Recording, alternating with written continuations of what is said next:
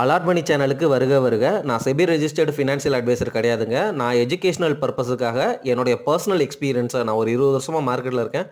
அதை தான் உங்கள்கிட்ட ஷேர் பண்ணுறேன். நீங்கள் எந்த முடிவு எடுக்கிறதா இருந்தாலும் உங்கள் நிதி ஆலோசகரை அணுகி அதுக்கப்புறம் பணத்தை போடுறதை பற்றி முடிவு பண்ணுங்கள். நன்றி.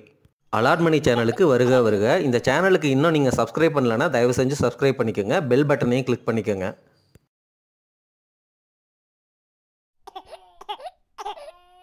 நம்ம இந்தியாவுடைய பவர் செக்டரில் இருக்கிற பப்ளிக் செக்டர் கம்பெனியான என்டிபிசி அவங்களுடைய சப்சிடரி கம்பெனியான என்டிபிசி கிரீன் எனர்ஜி அப்படிங்கிற கம்பெனியை ஐபிஓவில் லிஸ்ட் பண்ணுறாங்கங்க. ஐபிஓடைய இஷ்யூ பீரியடு 19 நவம்பர்லேருந்து 22 நவம்பர் வரைக்கும் இந்த வருஷம் 2024ங்க. இந்த கிரீன் எனர்ஜியில் அவங்க ஹைட்ரோனா வாட்டர்லேருந்து எலக்ட்ரிசிட்டி எடுக்கிறது, அந்த டிவிஷனை எக்ஸ்க்ளூட் பண்ணிவிட்டு நமக்கு சோலார் விண்டு மற்ற ரெனியூவபிள் எனர்ஜி பண்ணுற அந்த சப்சிடரி எல்லாம் என்டிபிசி கிரீன் எனர்ஜிக்கு கீழே இருக்கிறாங்க. அவங்கெல்லாம் தான் இதுக்கு கீழே வருவாங்க அப்படிங்கிறத புரிஞ்சுக்கோங்க. சரி, இந்த ஐபிஓடைய வேல்யூவேஷன் மாட்ரேட்டாக தான் ஃபிக்ஸ் பண்ணியிருக்கிறாங்க அப்படிங்கிற மாதிரி மார்க்கெட்டில் கருத்து உலவுது. ஜென்ரலாகவே ஐபிஓ வரும்போது அதோடைய ப்ரைஸை பயங்கரமாக ஹைக் பண்ணி அந்த ஐபிஓ வர்றதுக்கு முன்னாடி உள்ள வருஷங்களில் மட்டும் பயங்கரமாக ரெவன்யூ பயங்கரமாக ப்ராஃபிட்லாம் காட்டிட்டு பயங்கர ப்ரைஸை ஹைக் பண்ணி எல்லா கம்பெனிஸும் லிஸ்ட் பண்ணுவாங்க. இந்த கம்பெனி பப்ளிக் செக்டர் கம்பெனி நிறைய ப்ராஜெக்ட்ஸ் பைப்லைனில் இருக்குது. ஏன்னா கவர்மெண்ட் கம்பெனி ஆப்வியஸாக நிறைய கவர்மெண்ட் ப்ராஜெக்ட்ஸ் எல்லாம் இந்த கம்பெனிக்கு தான் போகும். ஆனால் சப்போஸ் கவர்மெண்ட்டோடைய பாலிசி சேஞ்சஸ் சேஞ்ச் ஆச்சு அப்படின்னா இந்த மாதிரி கம்பெனிஸுக்கு இம்பேக்ட் ஆகிறதுக்கு வாய்ப்பு இருக்குது. ஆனால் நம்மளுடைய பாலிசி பிரகாரம் நம்ம எல்லாருமே க்ரீன் எனர்ஜியை நோக்கி தான் போகிறோம். 2070 அந்த நெட் கார்பன் எமிஷன் 0 அப்படிங்கிற கோலை அச்சீவ் பண்ணணும் அப்படிங்கிற டார்கெட்டில் எல்லாருமே க்ரீன் எனர்ஜி ரெனியூவபிள் எனர்ஜியை நோக்கி தான் போகிறோம். ஆனால் இது ஒரு பப்ளிக் செக்டர் கம்பெனி அப்படிங்கிறதுனால அதானி கிரீன் எனர்ஜி, டாடா பவரோடைய ரெனியூவபிள் எனர்ஜி இந்த கம்பெனிகளோட கம்பீட் பண்ணுறாங்க. அதையும் பார்த்துக்கோங்க. ஆனால் இது கவர்மெண்ட் செக்டர் கம்பெனி, என்டிபிசியும் மிகப்பெரிய கம்பெனி, இதுக்கு வர்ற ஷேரு வந்துக்கிட்டே இருக்கும். ஆனால் பப்ளிக் செக்டர் கம்பெனியில் நான் ஜென்ரலாக இன்வெஸ்ட் பண்ண மாட்டேன். அதுவும் ஐபிஓவில் நான் ஜென்ரலாக போட மாட்டாங்க நான் பர்சனலாக. பட் இப்படி ஒரு ஐபிஓ வருது, இது ஒரு பப்ளிக் செக்டர் கம்பெனி, வேல்யூவேஷன் மாட்ரேட்டாக இருக்குது. கிரே மார்க்கெட்டில் 109 ரூபா அப்படிங்கிற ரேஞ்சில், அதாவது 1% அதிகமாக இப்போதைக்கு ட்ரேட் ஆகிட்டு இருக்கு. இன்னும் 2-3 நாள் இருக்குது. அந்த நாளில் இது மாறலாம். சரி, இந்த ஐபிஓவில் அப்ளை பண்ணுறதுக்கு ப்ரைஸ் ரேஞ்சு பார்த்தீங்கன்னா 102 ரூபா டு 108 ரூபா. சரிங்களா? அவங்க 10,000 கோடி ரேஸ் பண்ணுறாங்க. மினிமமாக நீங்கள் 138 ஷேராவது வாங்கணும். அதாவது 14,904 ரூபாய் இருந்தால் தான் நீங்கள் ஒரு லாட் வாங்க முடியும் அப்படிங்கிறத புரிஞ்சுக்கங்க. இது கவர்மெண்ட் கம்பெனி அப்படிங்கிறதுனால இதை நீங்கள் வாங்கி வச்சிருந்து சப்போஸ் பெருசாக லிஸ்ட் ஆகலைனாலும் உங்களுக்கு லாங் டேர்ம் இன்வெஸ்ட்மெண்ட்டில் நான் வச்சுக்கிறேன், எனக்கு பப்ளிக் செக்டர் கம்பெனி ஓகே தான் அப்படின்னு நினைக்கிற மக்களும் இருக்கிறாங்க.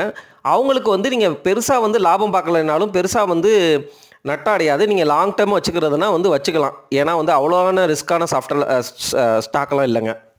இன்றைக்கி தாங்க ஐபிஓடைய பிட்டிங் டே ஸ்டார்ட் ஆகுது. அதாவது 19 நவம்பர் 2024, 22 நவம்பர் 2024க்குள்ளே நம்ம ஐபிஓவுக்கு அப்ளை பண்ணி ஆகணும். Allotment date 25 November 2024. அலாட் ஆகலைன்னா 26 நவம்பர் 2024 உங்களுக்கு காசு ரீஃபண்டு இனிஷியேட் பண்ணிடுவாங்க. டிமேட்டில் உங்கள் அக்கௌண்ட்டில் 26 நவம்பர் 2024 ஷேர் வந்துடும். அலாட் ஆகிருந்துச்சுன்னா லிஸ்டிங் டேட்டு ஸ்டாக் மார்க்கெட்டில் எக்ஸ்சேஞ்சில் என்றைக்கு லிஸ்ட் ஆகும் அப்படின்னா 27 நவம்பர் 2024ங்க. இது பப்ளிக் செக்டர் கம்பெனி. ஸோ அதனால் கம்பெனி சேஃபு, உங்கள் மணி ஓரளவு சேஃபாக தான் இருக்கும். லிஸ்ட் ஆகிற ப்ரீமியம் நீங்கள் நினைக்கிற மாதிரி ப்ரைவேட் செக்டர் கம்பெனிக்கு கிடைக்கிற அந்த ப்ரீமியமில் ப்ராஃபிட் கிடைக்குமா அப்படிங்கிறது தெரியாது.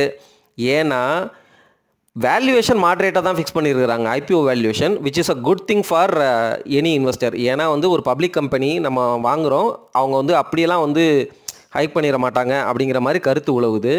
ஆனால் இப்போ மார்க்கெட் கொஞ்சம் டவுன் ட்ரெண்டில் இருக்குது. இந்த சமயத்தில் லிஸ்ட் ஆகுறப்போ இது எவ்வளோ ப்ராஃபிட் கொடுக்கும் ஐபிஓ அப்படிங்கிறது தெரியலை. சப்போஸ் ஐபிஓவில் ப்ராஃபிட் கொடுத்தா நான் லக்கு நான் எடுத்துக்கிறேன், இல்லாட்டினாலும் பரவாயில்ல, இது ஒரு பப்ளிக் செக்டர் சேஃபான கம்பெனி, நான் லாங் டேர்முக்கு வச்சுப்பேன், இது வந்து எனக்கு என்னை பொறுத்த வரைக்கும் பப்ளிக் செக்டர் கம்பெனி ஓகே தான், நான் இன்வெஸ்ட் பண்ணுவேன், பப்ளிக் செக்டர் கம்பெனி எனக்கு பிடிச்சி தான் இருக்குது அப்படிங்கிறவங்களுக்கு இந்த ஐபிஓ வந்து என்ன கேட்டால் ஓகேவாக தான் இருக்கும். ஆனால் பெருசாகவும் நஷ்டம் வர்றதுக்கு வாய்ப்பு இருக்காது, பெருசாக லாபம் கொடுக்கறதுக்கும் வாய்ப்பு இல்லை அப்படிங்கிற மாதிரி தான் வந்து மார்க்கெட்டில் கருத்து உழவுதுங்க. கிரே மார்க்கெட்டில் இப்போதைக்கு 1% அதிகமாக 109 ரூபா அந்த ரேஞ்சில் வந்து ட்ரேட் ஆகிட்டு இருக்கு. இன்னும் டைம் இருக்குது, 2-3 நாள் இருக்குது, அதுக்குள்ளே வந்து இந்த சிச்சுவேஷன் மாறலாம், நீங்கள் வந்து பார்த்துக்கங்க. இப்போது இவங்களுடைய ஃபினான்ஷியல் சம்மரியில் நீங்கள் அப்சர்வ் பண்ணிங்கன்னா அந்த ரெவன்யூ பாருங்களேன், 170 கோடியாக இருந்தது 31 மார்ச் 2023. 2000 கோடியாக வந்து 31 மார்ச் 2024 ஆயிருக்கு. ப்ராஃபிட்டும் பாருங்கள் அப்படியே டபுள் ஆகிருக்கு. ஜென்ரலாக ஐபிஓ வர்றதுக்கு முன்னாடி இந்த கம்பெனிஸ் எல்லாம் வந்து எப்படி தான் வந்து இப்படி ப்ராஃபிட் கட்டுறாங்க அப்படிங்கிறது தெரியலை. இது கவர்மெண்ட் கம்பெனி. நான் வந்து இதையே வந்து அவங்க பாசிட்டிவாக சொல்கிறாங்க. பாருங்கள், 31 மார்ச் 2023 இருந்தது 31 மார்ச் 2024 பாருங்கள் எவ்வளோ ரெவன்யூ க்ரோத் ஆயிடுச்சு. ஏன்னா க்ரீன் எனர்ஜி ஃபீல்டில் அவ்வளோ ப்ராஜெக்ட் பைப்லைன் இருக்குது, அவ்வளோ பூம் இருக்குது, நம்ம வந்து நிறைய ப்ராஜெக்ட்ஸ் வரப்போகுது. இந்த கம்பெனியானது 8 to 12% வந்து காம்பவுண்டட் ஆனுவல் க்ரோத் இருக்கும் இந்த கம்பெனிக்கு அப்படிங்கிற மாதிரிலாம் பேசுகிறாங்க. எனக்கு தெரிஞ்சு மற்ற கம்பெனியில் வந்து நீங்கள் மற்ற ப்ரைவேட் கம்பெனியில் வந்து கூட இந்த ட்ரெண்டில் வந்து லாஸ் ஆக வாய்ப்பு இருக்குது அப்படின்னு சொல்லுவேன். இந்த கம்பெனியில் உங்களுக்கு லாஸும் வந்து ஓரளவு லிமிட்டடாக தான் இருக்கும், அதாவது ஐபிஓ லாஸ் நான் சொல்கிறது. அதே போல் ப்ராஃபிட்டும் வந்து ஓரளவு லிமிட்டடாக தான் இருக்குங்கிறது என்னுடைய கெஸ்ஸு. உங்களுக்கு பிடிச்சிருந்தா நீங்கள் அப்ளை பண்ணுங்கள். வேறு ஏதாவது டீட்டெயில்ஸ் இருந்தால் கமெண்ட்ஸில் சொல்லுங்கள்.